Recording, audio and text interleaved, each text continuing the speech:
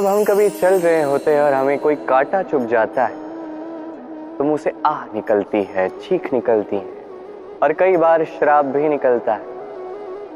परंतु क्या कभी हमने उसे इस प्रकार देखा है, ऐसे सोचा है कि हम जिस मार्ग पर चल रहे हैं उस पर हमें कांटा चुभा है, या हमने ऐसा ही मार्ग चुना है जिस पर कांटे ही कांटे हैं? क्या कभी हमने इस प्रकार सोचा है कि ये कांटा हमें कष्ट देने आया है या इस कांटे को हमने ही बोया? सावधानी आवश्यक है, क्योंकि कांटा चुभेगा तो पीड़ा होगी, चीख निकलेगी, श्राप भी निकलेगा।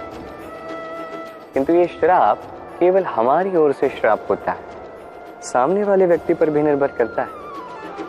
अब सामने वाला व्यक्ति यदि ऐसा हो जो फूल और कांटे दोनों को समान रूप से स्वीकार करता है तो उसके लिए श्राप भी वरदान ही बन जाता है। अंत में बात आती है सोच, विचार, दृष्टिकोण पे, क्योंकि आपकी ये सोच सच बनकर सामने आती है। इसलिए इस सोच को, इस विचार को अत्यंत महत्व दीजिएगा। इस विचार पर विचार करना सीखिए। मेरा तात्पर्य ये है कि जीवन में जब भी कुछ ऐसा हो जाए तो पूछिए कि ऐसा क्यों हुआ? क्या आपसे कोई ऐसा कर्म हुआ था जिसका ये प्रतिफल है? कोई ऐसा कर्म जो अनुचित था, असत्य था, जो अभद्रता का कारण था? सोचना आवश्यक है। देखिए, इच्छा आपकी है कि आपको करना क्या है, सोच आपकी, सच आपका, जीवन आपका, निर्णय आपका है। कल, आज, कल, इसी के मध्य में मनुष्य का पूरा जीवन व्यतीत हो जाता है। और मनुष्य क्या करता है? मनुष्य सोचता रहता है भूतकाल के विषय में, भविष्य के विषय में। कल वो सोच रहा था आज के विषय में, आज वो क्षण व्यतीत कर रहा है और क्या कर रहा है? चिंता कर रहा है भविष्य के विषय में। ऐसे में हुआ क्या? कल हमने व्यर्थ कर दिया आज की चिंता में, आज हम व्यर्थ कर रहे हैं भविष्य की चिंता में, और कल जब आएगा तो उसे भी हम इसी प्रकार व्यर्थ कर देंगे। कब तक व्यर्थ करेंगे? देखिए, आज को चिंतन में व्यर्थ ना करें। आज कर्म करें। यदि आज आप कर्म करते हैं तो आपका भूतकाल जितना भी बिगड़ा हुआ क्यों ना हो संवर जाए, और आपका भविष्य या आगे की राह चाहे जितने भी कठिन क्यों ना प्रतीत हो, आपके मार्ग प्रशस्त हो ही जाएंगे। विपदाएं सबके जीवन में आती हैं, किंतु अनेक लोग विपदा आने के पश्चात ईश्वर को कोसते हैं। कहते हैं कि आप हमारी रक्षा क्यों नहीं करें? हमारे मन में आपके लिए अपार भक्ति है, सदैव आपका जाप करते हैं, फिर भी आप हमें इससे बाहर निकलने का ना मार्ग दिखा रहे हैं, ना इस संकट से हमें बाहर निकाल रहे हैं। अब ये होगी आपकी सोच, आपका दृष्टिकोण। अब मैं बताता हूं सत्य क्या है। सत्य ये है कि ईश्वर सदैव आपके साथ हैं, रहेंगे। देखिए, उस बीज की दृष्टि से जो धरा के नीचे दबा हुआ, उसे परिवर्तित होना है एक विशाल से सुंदर वृक्ष। वो तभी होगा जब वो टूटेगा, टूटेगा तभी जब उसे ऊष्मा मिले। ऊष्मा कहां से मिले? सूर्य के ताप से। सूर्य के ताप से ये धरा बच नहीं सकती, उसे सहना ही पड़ता। और जब ये धरा और ये बीज दोनों तब जाते हैं, तभी तो ये प्रकृति वर्षा करती है, और उसी वर्षा से ये बीज एक सुंदर से वृक्ष में परिवर्तित होता है ना? ईश्वर सदैव हमारे साथ। इसी प्रकार आपके जीवन में भी जब भी कोई संकट आए, कोई कष्ट आए, इसका अर्थ ये नहीं कि ये आप ही के किसी पाप का दंड आपको मिल रहा है। हो सकता है भविष्य में आपको एक सुदृढ़ इमारत बनना, उसकी आवश्यकता, तो ये उसकी नींव। जितना सीखोगे, जितना शक्तिशाली बनोगे, उतनी बड़ी इमारत बनोगे। कभी भी देखें, आभूषण बनाने से पूर्व स्वर्ण को भी कई बार कसौटी पर परखा जाता है, अग्नि पर तपाया जाता है। उसी प्रकार यदि आप शूरवीर बनना चाहते हैं तो लाक्षागृह का ताप सहना ही पड़ेगा। दाऊ मुझसे सदैव पूछते हैं कि कान्हा ये मुस्कुराहट ये सदैव तुम्हारे मुख पर क्यों रहती है, कैसे रह पाती?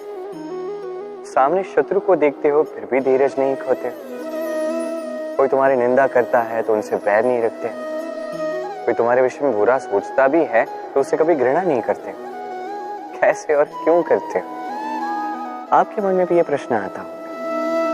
इसका उत्तर बड़ा ही सरल। कभी देखिए गाय के बछड़े को, कैसे वो अपनी माता का दूध पीता है, सुखी रहता है क्योंकि उसे ज्ञात है कि उसकी माता ये दूध रूपी अमृत उसे पिलाती रहेगी। उसे ज्ञात है कि ये समय केवल उसके लिए है कि वो अपनी माता का ये दूध रूपी प्रसाद ग्रहण करता है और इसलिए वो सुखी रहता है। इसी प्रकार ये जीवन प्रेम ही तो है। इतना छोटा सा जीवन प्रेम करने के लिए कम पड़ जाता है, घृणा करके समय व्यर्थ क्यों करें? मैं यही करता हूं, आप भी यही कीजिए। मोह, देखा जाए तो संसार का सबसे शक्तिशाली अस्त्र है ये मोह, और देखा जाए तो हमारा यही अस्त्र कई बार हम पर ही आक्रमण कर जाता है। कैसे? कई बार हम अपनों को देखकर, उनके अनुचित कर्मों को देखकर, उनके अनुचित बातों को देखकर मौन साध लेते हैं। सोचते हैं कि किसी भी प्रकार से हमें उन्हें आहत नहीं करना, दुखी नहीं करना, क्रुद्ध नहीं करना। सोचते हैं ये समस्या टल जाए, किंतु यही तो आरंभ होता है सबसे बड़ी समस्या का। हम कुछ नहीं बोलते ये सोच के कि ये हमारे अपने हैं, और वो व्यक्ति सोचता है कि कुछ नहीं बोलते हैं इसलिए अपने। यदि आप सत्य में किसी को अपना मानते ही हैं तो उसे रोकना सीखें, उसके अनुचित कर्मों पर, उसके अनुचित बातों पर उसे टोकना सीखें। उसी समय उसे समझाइए वो क्या भूल कर रहा है, और उसे समझाइए उचित मार्ग क्या है, उस मार्ग पर उसे ले जाइए। ये होता है अपनापन, और ये करने के लिए मौन नहीं, हुंकार लगानी पड़ेगी। कि कई बार अनुचित कर्मों के इस मार्ग पर कुछ लोग इतनी गहन निद्रा में सो जाते हैं कि उन्हें जगाने के लिए मधुर संगीत नहीं, रौद्र हुंकार की आवश्यकता होती है। तो अपनों को जगाइए, श्रेष्ठ कर्मों के मार्ग पर उन्हें ले जाइए। क्या सोचते हैं? आज कृष्ण रथी के स्थान पर बैठा है, जबकि उसे तो सारथी के स्थान पर बैठना चाहिए। यही सोच रहे हैं। कई बार जो हमें दिखता है आवश्यक नहीं कि वही सत्य हो। जैसे सूर्य को हम देख पाते हैं क्योंकि वो दिखता है, और सत्य ये भी है कि सूर्य दिखता है क्योंकि हम उसे देखते हैं। अब अपनी आंखें बंद कर लीजिए।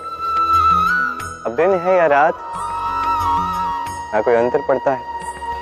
इसी प्रकार धर्म स्थापना के इस कार्य में, धर्म के इस पथ पर मैं सारथी नहीं, मैं रथी हूं,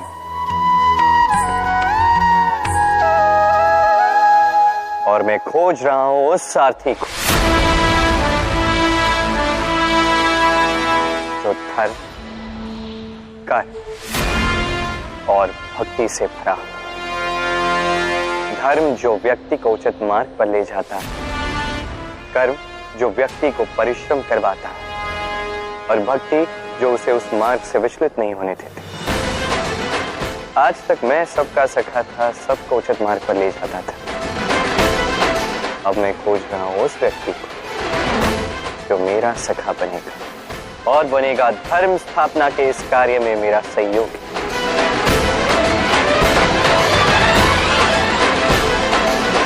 वंदे कर्म, वंदे धर्म।